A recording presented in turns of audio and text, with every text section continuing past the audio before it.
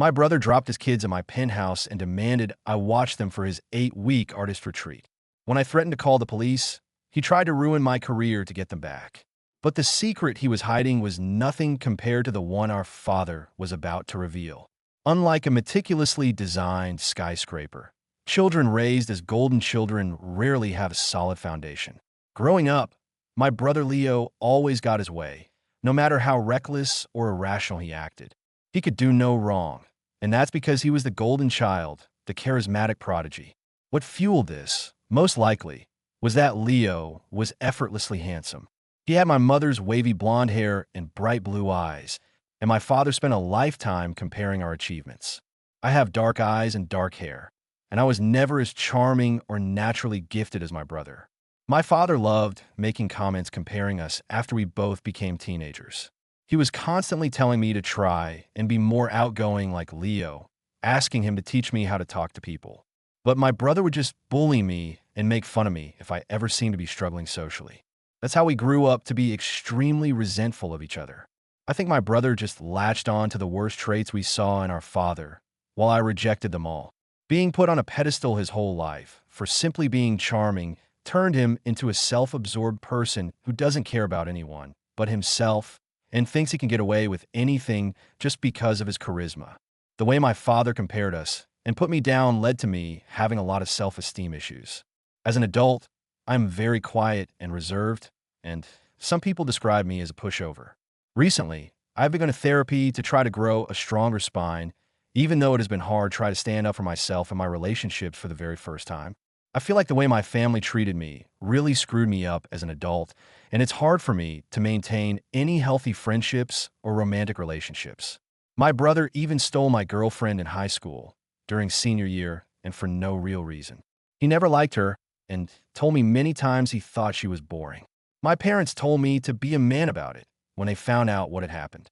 My brother wasn't even reprimanded, and that was a moment where I truly realized just how much they preferred him over me. The way that my dad just stood by and watched my father emotionally belittle me for my entire life made me feel like no one would ever stand up for me or see worth in me. And it's very hard for me to trust and connect when dating. But my entire life hasn't been completely awful because of my father and brother.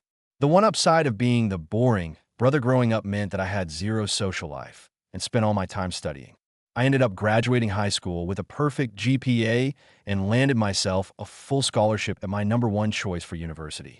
This was great because my father told me the night before I started high school that he was paying for my brother's college since he was the eldest, but I would have to go to a state school and pay my way through on my own. I remember sobbing and asking him why he didn't love me like he loved my brother, and he insisted that he did, but my brother had more potential and deserved the investment more. The day I landed my scholarship, I spent the entire day so excited to tell my parents about it. I guess part of me was kind of happy to have something that my brother didn't. My brother had spent all his time in high school chasing girls and earning poor grades without any flack from my parents, and he was only going to college because my parents could pay for it. He wasn't even going to a very good one because his grades were so crap. So the day I rushed home to tell my family that I had gotten a full ride to a prestigious university, I had never been so excited to share good news with my family. But when I got home and told my parents about my scholarship, all my dad said was "good job," and my father didn't even look up from his newspaper or give me any response. Then he ignored me for the entire week after I had shared that news. I tried to ask him why he was mad at me for getting a scholarship for college, but he literally just avoided making eye contact with me and walked into the other room. It was like he literally hated me for earning my scholarship when most parents would be excited. Whatever. That's when I started to understand just how alone I was and how isolated my family wanted me to feel. I didn't understand why either. Why had my parents even had me just to spend a lifetime hating me and, in turn, making me hate myself? The day I got my scholarship turned into one of the worst days of my life as I cried myself to sleep and accepted that I would never have a family that loved me, not like my brother did. And I despised him for it. That night, I wrote in my journal until the sun rose about what I wanted to do with the rest of my life. I was tired of being this sad little boy, and I decided I was going to transform every ounce of rage I had into academic success. Instead of throwing myself a pity party and begging my parents for love and attention, I was going to redirect all my focus and energy to my studies as I always had and give myself something they never could. I was going to be stable, independent, intelligent, and educated, even though I might never be loved. So that's exactly what I did. I went to school and graduated with honors in architecture. I got a fantastic position in a firm I interned for right out of college, and I've been making six figures since I turned 23. When I came home for the holidays, I would tell my family about how I was doing, and I would get random compliments from extended family members, but my own parents never went out of their way to acknowledge or congratulate me for my accomplishments. As an adult, I knew better than to tell my father about my high position at my firm or how much I was making, since I knew it would just make him resent me more.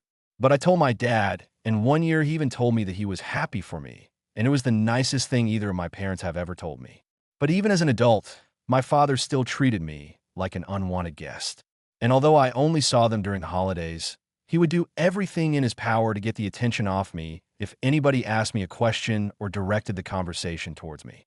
For example, we were having Christmas dinner one year when my uncle congratulated me on a promotion I had been telling him about earlier that day. It was my second promotion within the firm, and I had gotten a significant raise as well. I had been telling him about how I was looking into purchasing my first penthouse apartment. My uncle mentioned the promotion and the potential apartment, and a few other extended family members congratulated me and were pretty unexpectedly kind about the news. Another one of my cousins asked me what area I was apartment shopping in, and that's when my father cut me off and said, "This is boring. Can we change the conversation?" Then, under his breath, I heard him say, "It's probably not even true anyway." I ended up purchasing my penthouse later that year, and when I posted about it on social media, everybody in my family liked the post except for my father. I knew he was probably angry because my brother was having a completely opposite life experience than me. He had gone to college right out of high school, all paid for by my parents, and ended up failing out and getting a girl pregnant by his first college girlfriend.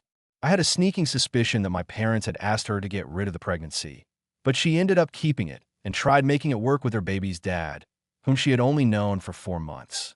Well, it turns out that they were completely incompatible, but I guess that didn't stop them from trying to make things work or solve their relationship by having another kid. I remember having to hold back tears when I saw him posting about having a second child, since I knew the baby was probably being born into a toxic environment, since my brother was such an awful person, as was his baby's mom. I had met her at the holidays, but she never even bothered to remember my name or make conversation with me. And every year, she would bring home trays of food despite not bringing anything. Obviously, my brothers and my relationship did not improve as we grew up, and we basically didn't talk to each other once we were both moved out of our parents' place. We had each other on social media, and the few times where we would see each other during the holidays, my brother would make nasty comments to me about my weight or the way I was dressing. I honestly think he was just projecting because I wear a lot of designer clothes and I like cycling through my designer watches, and he would constantly ask me what fake watch I had brought this time. One year, as soon as I walked in the door for Thanksgiving, he looked me up and down and said, verbatim, "I see you're dressed up again like the stuck-up prick you are." It was so ridiculously rude and uncalled for, and he would even constantly insult me right in front of his kids, using curses and everything, despite his kids being young. I don't feel bad saying that my brother is pure trash and that I didn't feel bad for anything I did after he dumped his kids on my doorstep. Out of nowhere one day, I had just been relaxing in my penthouse one weekend morning after a long work week when my doorbell rang, and I was completely shocked to see my brother's 10 and 7-year-old standing on my front porch holding overnight bags. When I asked them what they were doing here, they said their dad was going on an artist retreat for 8 weeks and that he said I was watching them. My brother and I hadn't spoken since our family's July 4th barbecue, where he told me not to have more than one plate because he was sick of staring at my gut. I had no idea why he thought I would be his free babysitter for 2 months. My niece and nephew were good, quiet kids who were obviously confused as well, so I let them inside while I started calling my brother. My brother ignored my first 10 calls, but I kept at it until he finally answered. As soon as he picked up, I said that there was no way that I was watching his kids, and that if he wasn't here to pick them up himself as soon as possible, then I will be calling CPS on him. I was literally Googling the number for Child Protective Services while I had him on speaker when he dropped a bombshell on me. His voice got incredibly deep and scary as he blackmailed me by saying that he would leak fabricated documents to my firm claiming I stole the blueprints for the new skyscraper project and get me fired. Even though my brother was an idiot who didn't understand anything about my job, my career was the most important thing to me, and I couldn't risk anyone threatening my position there. I just hung up after he said that and tried to figure out what to do next. I felt like my head was going to explode from the stress. Not only could I not watch his kids, but I had a trip planned a month from then to go visit my long-distance girlfriend, Chloe, all the way in Japan and meet her family for the first time. We had been dating for a while, and I had been anticipating this trip all year. It was so important since she was introducing me to her mom and dad, and I wanted to go perfectly. Now my life was thrown into chaos, all because of my brother, and I had no idea what I was going to do. I had no idea who else to call other than my father, and I shouldn't have been surprised that he sided with my brother, just like he had literally always done. I told my father that my brother hadn't even come to drop his own kids off, and he said that they were old enough to come to my house alone anyway. My father started guilting me and saying that my brother has done a lot for me and that I needed to be there for him just this one time, since I never was. That made me lose my mind, and I screamed at him at the top of my lungs and asked him to tell me one single time where my brother has been there for me or improved my life in any way. I told my father that both he and my brother had never been there for me and had treated me like I was some unwashed dog in their house instead of their own family. I demanded my father visit me so that, worst case scenario, I could leave my father in my house while I flew to Japan as my niece and nephew's caretaker instead of me. I had very little hopes that my brother would abandon his trip to come back for his kids, since he was so quick to dump them on me. When my father finally got to my place, he was cold as ever and looked at me with the same hateful eyes that he always had for me. We sat down in my living room, and my father explained to me that I was being an awful sibling to my brother, as always, and lectured me about family being there in each other's times of needs. I ignored all my father's crap and demanded to know exactly what kind of artist retreat my brother was on that was so important that he would forget his kids and leave them with someone who essentially hated him, despite being his own brother. I told my father that everything about this was weird and suspicious, and my brother disappearing for 8 weeks out of nowhere and leaving 2 young kids behind made no sense. And then I wanted the truth if I was going to be involved without consent like this. That's when my father's face changed, and eventually, he admitted to me that my brother wasn't just going on some vacation. He was actually being flown out by some wealthy art patron who was funding his work. I literally laughed when he said this because I thought he was joking, but his face was dead serious. I was so emotionally exhausted at that point, and I freaked out on my father, asking him how he could be okay with this in any way. I told him that he had raised a complete loser of a son who left the country to go live off a rich patron instead of just getting a job to support his kids. My father, of course, threw all my words back in my face and defended my brother as he always had. And at one point, he even said that it didn't matter how much money I had or how nice my penthouse was, that I would always just be the ugly duckling compared to my brother. Born ugly, and you're going to die ugly. After he said that, I had to restrain myself from grabbing him by the shirt and throwing him out of my house. When I screamed at my father to get the hell out of my house, he yelled back that he wasn't going anywhere, and when I tried directing him out of the room, he pushed me with all his strength into a coffee table that had one of my favorite vases on it. My girlfriend had gifted it to me the last time she had visited, and it was one of my favorite possessions. But after my father pushed me into the coffee table, it fell on the floor and broke into a bunch of little pieces. Looking at the vase destroyed on the floor made me feel just as broken, and I think I had a full-on mental breakdown and started screaming and crying at my father to get out of my house, or I was calling the police on him. I feel so bad because my niece and nephew could definitely hear me from the other room, but I was a mess at that point.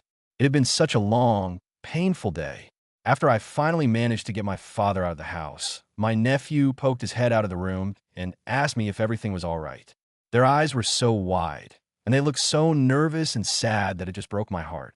Even though I didn't know them very well at all, they were just kids with a mess of a father, and I felt so bad for them in that moment. I ordered DoorDash for all of us and let them watch movies and play video games in my living room until they passed out late. When I finally got through to my brother again, I immediately started yelling at him for completely disrupting my life, and I brought up CPS again. My brother just gave me this sinister laugh over the phone and told me again that it was my own choice, that I could either watch his kids or lose my job. At one point, He hissed that he knew I was nothing without my job and that I would go back to being a loser without it. This stung me right in the heart because it was the honest truth. I had my degree and a solid resume, but I really identified with my career success, and I would do anything not to lose it. At that point, I was crying and asking my brother why he hated me so much and why he had abandoned his little kids for some rich patron. He just said that he was the type of man who could make millions from a patron in 2 months, and that was something I never had to worry about. I think he was just trying to break me down and make me feel small at that point, so I just gave up, and honestly, it was working. We went back and forth for a while until my brother literally hung up on me after a final threat of contacting my firm, and I just broke down in tears again, realizing that I had no power against him. My niece and nephew were downstairs watching a movie in the living room, and so I had privacy upstairs and decided to call my girlfriend. I hadn't had a chance to talk to her since the kids had been left on my doorstep, and I ended up breaking down and venting to her about all the details of the situation. I couldn't hold back tears as I told her about my brother's threats and my father's continued disrespect, and told him how I felt completely trapped by my brother. Even though she is on the other side of the planet, my girlfriend made me feel so loved and supported and was literally the only person who was in my corner, and I'm so grateful for her. She said that my brother was potentially committing multiple crimes by abandoning his kids and threatening me with career blackmail, and that I needed to get some solid evidence of his actions. She suggested that I contact my brother again and try to get him to repeat his threat about the false blueprint accusations, but this time secretly record the conversation as evidence. My girlfriend knew about my past with my brother and my father and pointed out that my brother was clearly unhinged and it wouldn't take a lot for my brother to act on this threat, and that I should do everything to prepare. Of course, it freaked me out to hear that, but she was 100% right. I knew my brother was insane more than anybody, and I decided to go with her plan, even though I was still feeling very emotionally overwhelmed by everything that was happening. I still wanted my niece and nephew to feel comfortable and cared for. I knew what it felt like to be a child in a home where you weren't wanted, and I didn't ever want to make these innocent little kids who were related to me feel that way. I ended up going downstairs and playing a multiplayer video game with them for a little while, and it ended up being really fun. They were so surprised when I knew how to play first-person shooters and were so cute as they were giggling and laughing while watching me get kill after kill. I wasn't expecting to bond with them after such a stressful weekend, but when we all ordered pizza together and had a contest to see who could eat the most pieces of pepperoni, I realized that I honestly loved the two little kids. They were nothing like their dad. Even though I knew my brother couldn't have been a great parent, they were both super polite, and even though it took a little while for them to come out of their shells, they were both really sweet, funny little kids. They were very good about cleaning up after themselves and were always saying please and thank you. As I was hanging out with my niece and nephew into the afternoon, I realized that they both had holes in their socks, and my older nephew's clothes looked sort of small on him. I looked through the rest of the clothes my brother had packed for them and realized that they were all either old or too small for the kids they were meant for. Again, I wasn't incredibly surprised that my brother was a cheap, neglectful parent, and I decided to take my niece and nephew to the mall for some new wardrobes. I almost cried multiple times during that trip to the mall because my niece and nephew completely came out of their shells and were so excited and happy running around the mall. Like I said, I remember what it felt like to be a neglected child, and I just wanted them to feel like they could have anything they wanted and that I was there for them and wanted to make them happy. So anytime we walked past a window and they wanted to go in a store, we would go in, and I kept buying them whatever they wanted. It was impossible not to.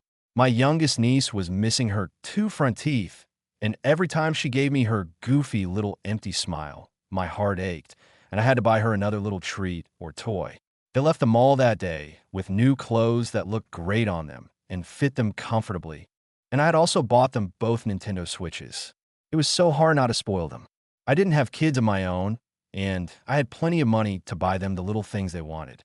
When I had bought them the Switches, both of them broke down crying and hugged me, and I noticed the 10-year-old had started crying again during our ride home, and I asked him if he was okay. He looked at me through his tears in his eyes and asked me why I was being so nice to them and why they deserved it. I told him that they deserved my kindness because they were my kids too, and that they were kids, and that alone meant they deserved to be happy. This only seemed to make him cry harder, and he told me that he was feeling angry at his dad for keeping us apart. This broke my heart, and I told him that I was sorry that we hadn't been able to get to know each other before, but I was really happy that he and his sister were here with me now, even if I hadn't expected it. I asked him some questions about how his home life was, and it was exactly as I expected. My older nephew and younger niece both slowly started to open up to me about how much their dad poorly treated them at times. My heart felt like it shattered into a million pieces as I heard this. I knew that my brother and his baby's mom were horrible people who were probably doing it, but it was another thing to hear it straight from their mouths and hear the pain in their voices. When we got home, I cooked a big dinner for all of us, and they played on their Switches together for the rest of the night. I left them alone in the living room to go call my brother again in my room, ready to play out the plan my girlfriend had given me. This time, I tried my best to stay calm and collected on the phone, even though I wanted to call my brother every name in the book, and it wasn't difficult to steer the conversation towards the blueprint accusation. As soon as I brought up CPS again, my brother freaked out and threw the threat at my face, insisting I would be fired for being a corporate thief in secret and saying that he didn't care if I was actually innocent or not. Nobody was going to know if he was lying. He just kept telling me that nobody would believe a quiet loser like me and that I didn't deserve my job anyway. I honestly think my brother might have been on drugs himself during this call because he sounded strung out and just kept repeating crazy phrases. After I had gotten what I needed out of the call, I hung up on my brother as he just kept saying that I didn't deserve anything in this life. I didn't deserve anything, over and over again. Whatever. I pushed his words out of my mind as I made sure that I had recorded the entire call successfully. I had my brother recorded on audio saying that he was going to make false accusations to my employer.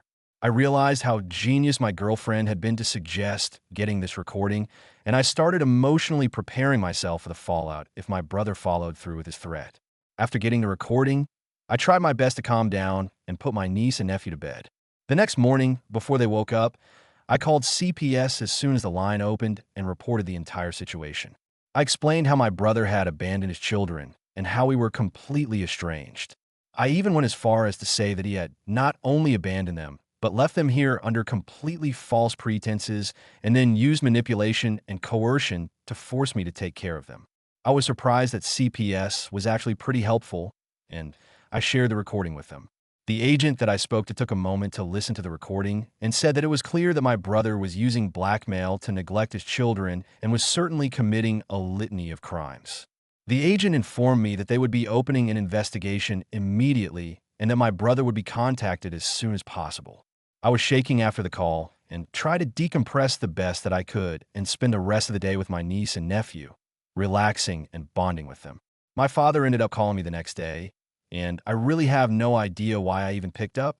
I think I was just still so disoriented and emotionally vulnerable and ended up getting into another huge fight with him over the phone. I let it slip to him that I had gone and called CPS and that my brother would finally pay for the way he treated me. And my father hung up as soon as I said that. I'll be honest, I was shaking after those calls. Just making the call to CPS was so nerve-wracking, and then fighting with my father over the phone and telling him about CPS felt like a huge mistake. I didn't regret calling CPS, but I knew that my father would do anything to protect my brother and that he didn't care about my niece and nephew's safety, just the same as my brother. All I really knew about my father was that he hated me and that he loved my brother, and I was sure what happened next. There is absolutely no way that my father wasn't going to immediately contact my brother after finding out that I had contacted CPS and try to put him 2 steps ahead of me. I was sure that he had hung up the phone on me to call my brother immediately, and there was no way that my brother wouldn't know about me calling CPS by the next day.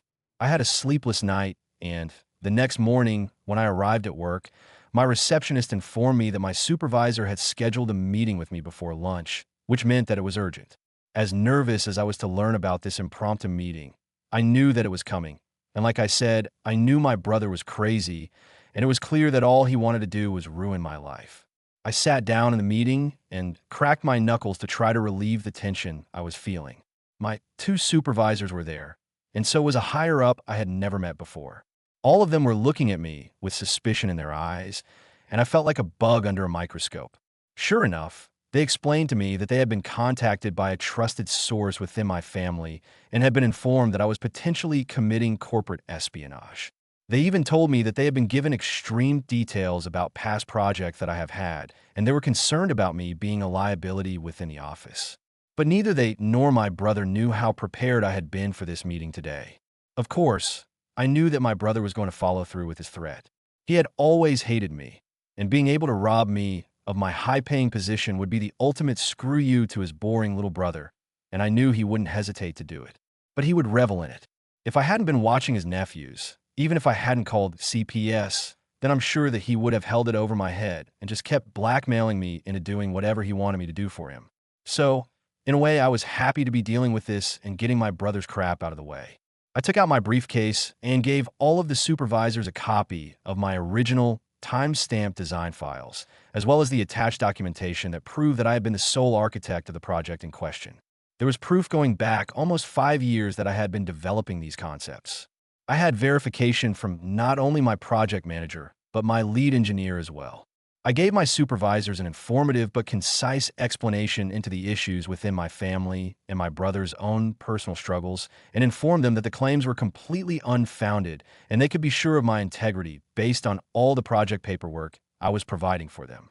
My supervisors took a while to look through all the paperwork, but as soon as they saw that I had evidence from multiple sources, they seemed completely satisfied and even apologized to me for the inconvenience of calling me into this meeting and explained that they just had a responsibility to do their due diligence before they closed this matter. My one supervisor even took the opportunity of the meeting to congratulate me on the successful quarter I had just had and brag about my performance to the other supervisors, which made me look excellent.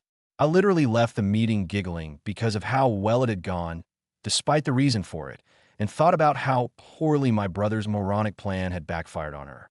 I could barely focus on my work for the rest of the day because I kept smiling dumbly every single time I thought about how I got to call my brother after I finished work and tell him about how her plan had been a complete bust. I called my brother as soon as I got back to my car that day and almost cried laughing as I told him about how the meeting had only taken about 15 minutes because he had sounded so crazy and stupid on the phone and my bosses had never believed him in the first place. My brother was enraged and accused me of lying and said that he was sure I had been fired and that I was just trying to save face. This made me laugh harder, and I told him that he had failed at trying to get me fired, just like he had failed at everything else in his life. I told him that the only skills he had as a man pushing 40 was lying and failing, and that even his own children were disappointed in him.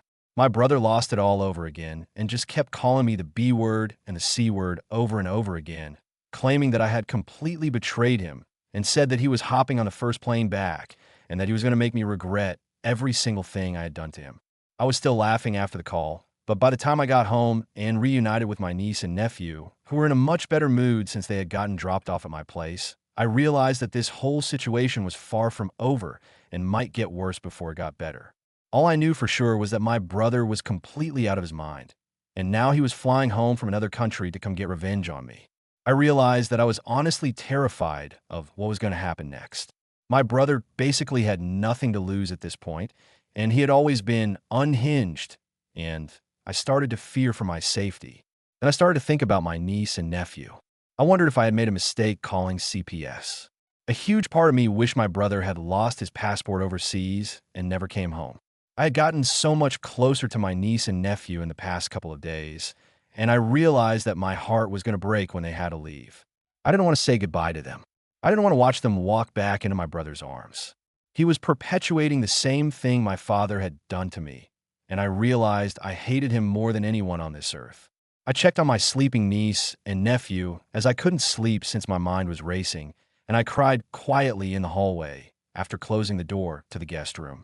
They were such innocent little kids, and they didn't deserve any of this. The next day was a complete show. I was awoken to the sound of somebody knocking on my door, although it sounded like somebody slapping a sandbag over and over on my front door. When I opened it, there was my brother next to a guy who had to be maybe 6 feet 5 inches and weighed almost 300 pounds. He was gigantic, and one of his hands was the size of my entire head. I can barely see my father standing right behind him, and before I could even open my mouth to tell them to get the hell off my property, the man put his hand on my shoulder and shoved me down with all his might. My brother and my father and the stranger all made their way inside my house, and I was collapsed on my floor as soreness sank into my shoulder where the man had thrown me down. I immediately started screaming at my brother for bringing the stranger to my house and screaming at him not to touch me, but he seemed to speak only Russian. I had no idea how this was even happening, and then I realized that my brother had beat CPS to my house. They had been scheduled to come around 11 a.m. that day, but my brother had busted my door down at 8 a.m. My niece and nephew had been woken up by all the commotion and were walking out of the guest room with sleepy eyes at that point. I tried to get in between them and protect them from the stranger, but my brother barked at the man to go put my niece and nephew in the car. It was complete chaos. Once they realized what was happening, both my niece and nephew started asking my brother to leave them with me. I tried again to pull my oldest nephew out of the huge stranger's arms, but this time he grabbed my head and threw it into the wall. I saw stars as I sank to the floor and watched him carry my two little niece and nephew out of my house. There was nothing I could do. My father was crying too, but he left with them as well. Before they all walked out of my house, my brother walked over to me as I held my head in my hands, and when I looked up at him, he spit at me square in the face. It was the most disgusting thing anyone's ever done to me and one of the worst days of my life. They all drove off in this giant black Suburban that I had never seen my brother in before.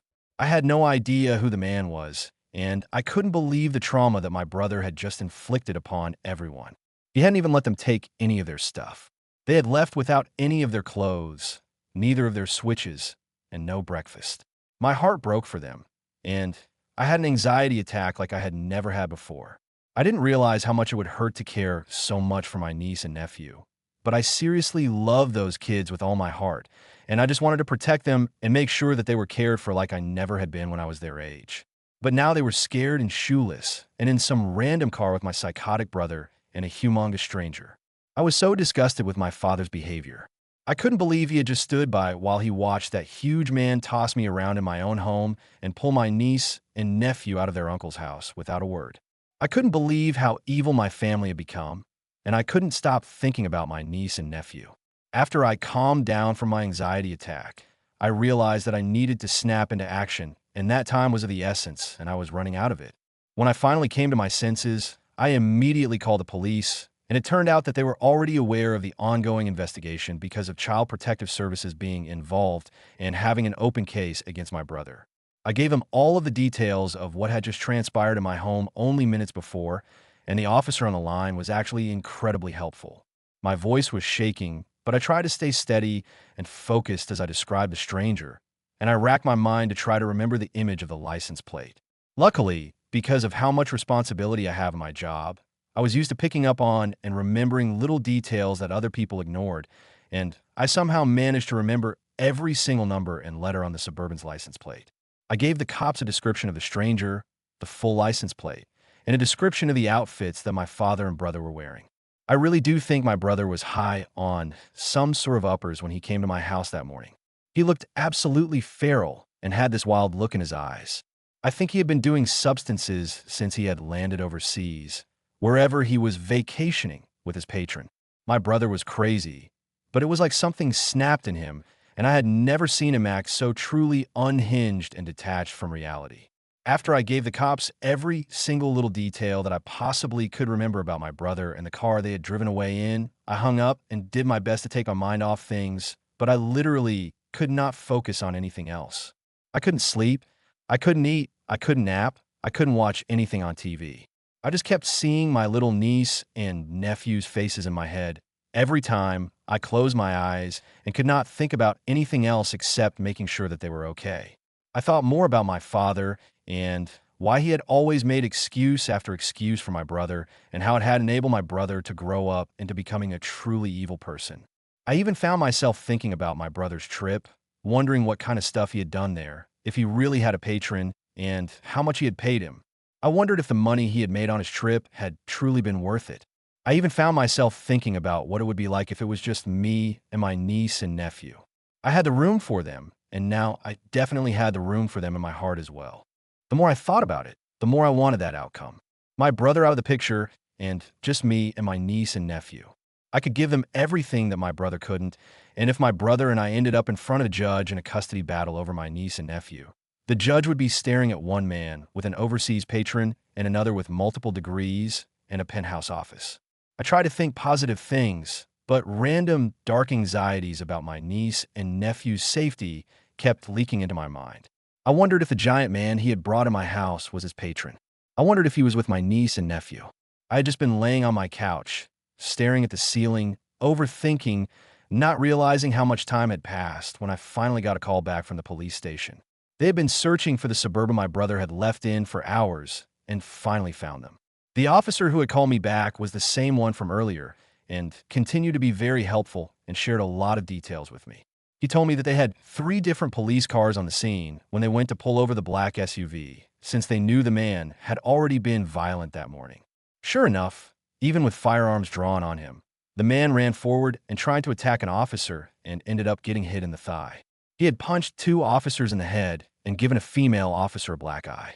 My brother had also physically attacked the officer who had tried to put handcuffs on him initially. I try to picture it. My insane brother and the giant stranger physically battling a group of cops on the shoulder of the highway.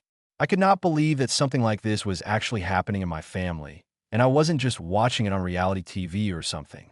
I was still reeling in shock from everything the officer had shared with me about my brother's arrest when he began telling me that my brother actually wanted to speak to me.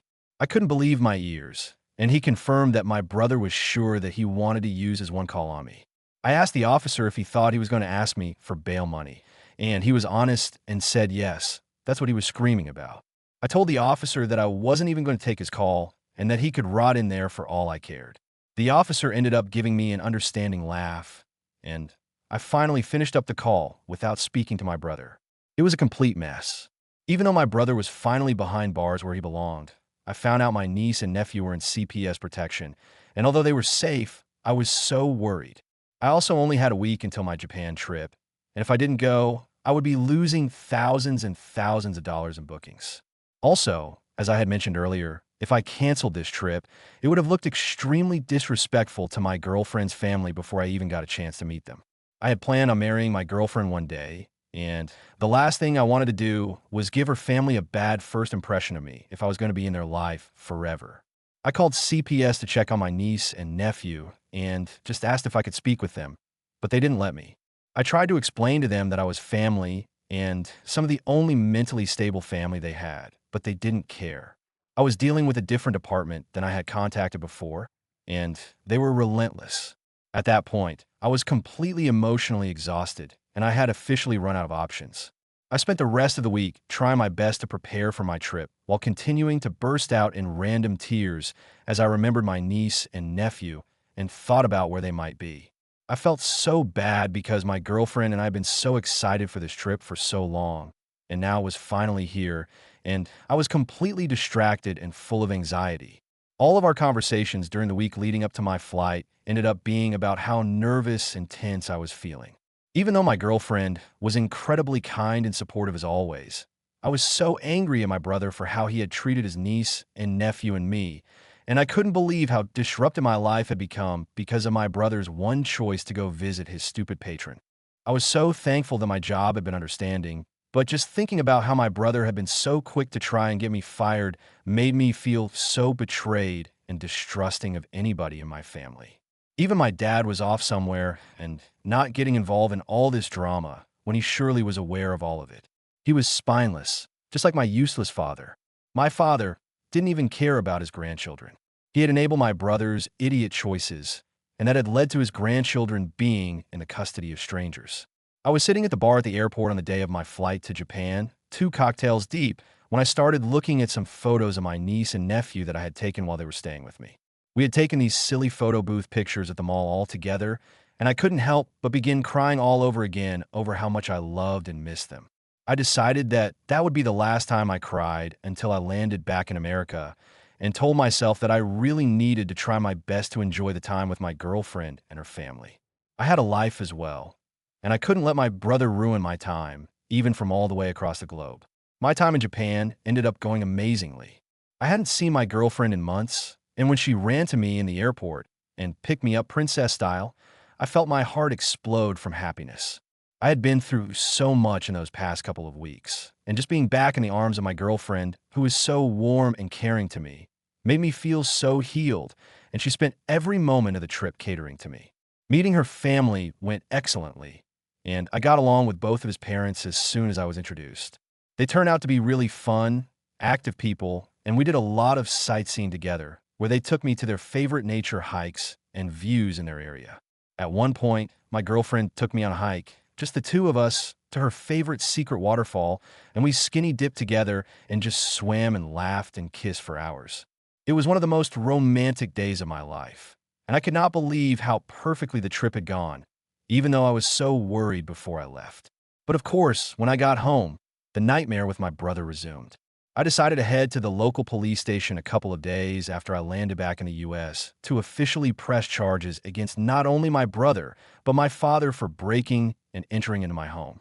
They had that man literally pick me up and toss me to the side so that they could barge into my house, and I was not letting that slide.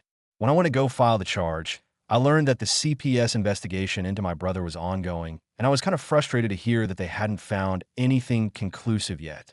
If they just spoke to my niece and nephew, they would have understood what they had been through.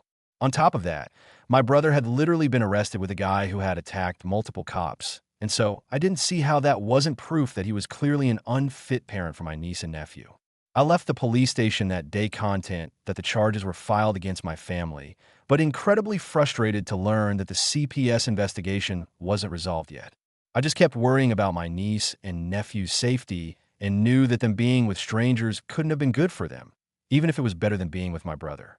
I also could not stop thinking about how my brother had dragged them out of my house that morning without letting them grab any of their things. My youngest niece had this little dog plushie that she brought literally everywhere.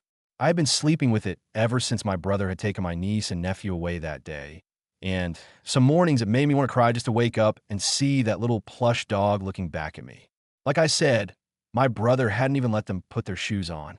The poor little kids were probably so disoriented and felt so lost and abandoned, and I just wanted to make things right for them. But I felt like I had no power until CPS finally made a decision. About a month after my brother's arrest, after calling CPS every single day and demanding updates on her case, they had finally come to a conclusion. They had made a decision to officially remove both my niece and nephew from my brother's custody and put them in protective care. When a CPS agent first explained this to me, I was annoyed. I asked him to explain how that was any different than what had been going on, and they said that it now meant that my brother was not only being taken to court, but he would have to go to court if he wanted custody back of his kids ever again. I asked the CPS agent if it was likely he would win if he tried to get custody back, and the CPS agent told me that it depends if any other more fitting relatives would show up to court and ask for custody of my niece and nephew. I knew immediately that that was what I was going to do, and I opened a separate court case in an effort to try to win custody of my niece and nephew.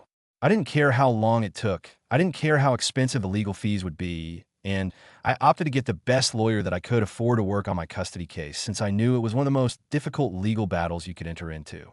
But before the custody case even started, the case I had against my brother for the breaking and entering into my home was the first one to begin. I know some people might judge me for taking my own brother to court, but I literally would have fist fought him in a Wendy's parking lot at that point, but I figured I should follow the law if I ever wanted custody of my niece and nephew. At the end of the day, that was my only goal in all of this. I just wanted my brother out of the way and my niece and nephew back at home with me. On the first day of our trial, I saw my brother in court, and it was the first time we had seen each other since the day he had broken into my house and let the man attack me. The very last interaction he and I had was me looking up at him and him spitting a huge glob of spit directly into my face, so it was fair to say that neither of us were excited to see the other. Well, the trial began, and eventually the judge mentioned that I had opened a custody case against him for full custody of my niece and nephew.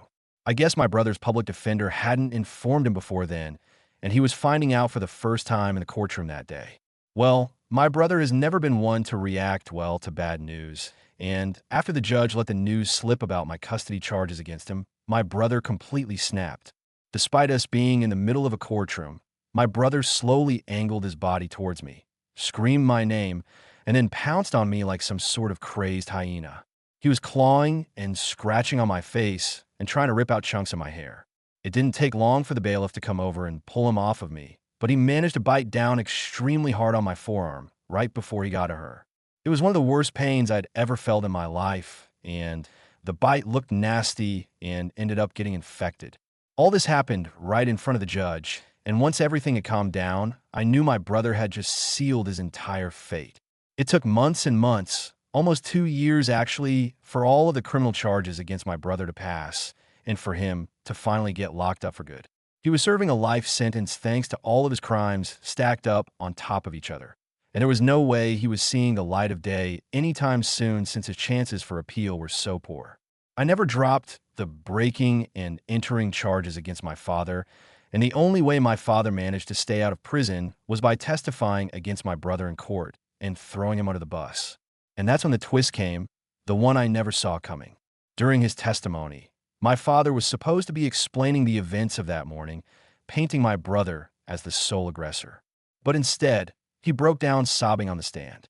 His usual cold, hateful demeanor shattered, replaced by the raw grief of a man who had been holding a secret for 30 years.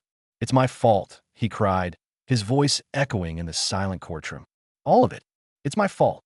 He confessed that Leo, my brother, was not his biological son. He was the product of an affair my late mother had. My father resented Leo his entire life, but overcompensated by spoiling him, by making him the golden child, all while being cold and distant to me, his actual son, because I looked so much like the woman who had betrayed him. The artist retreat in Europe wasn't funded by some random patron. My father had paid for it.